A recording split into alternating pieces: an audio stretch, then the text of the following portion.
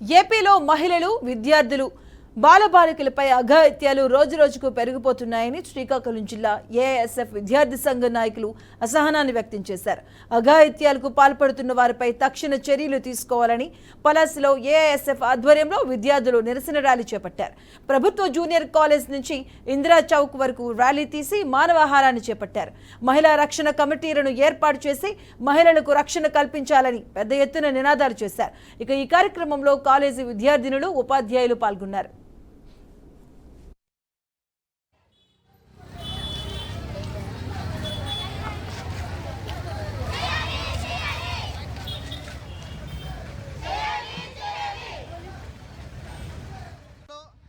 ప్రధానంగా రోజుకొక పత్రికలో రోజుకొక టీవీలో మనం చూస్తూనే ఉన్నాం. ప్రధానంగా విద్యార్థులపై మహిళలపై విపరీతంగా దాడులు పెరిగిపోయాయి.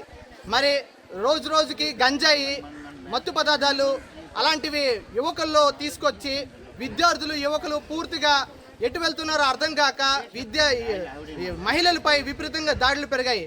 మరి మన రాష్ట్రంలో మహిళ హోమ్ మినిస్టర్గా ఉన్నా కూడా విద్యార్థులపై మహిళలపై దాడులు ఎంతవరకు కూడా అరికట్టలేపారు.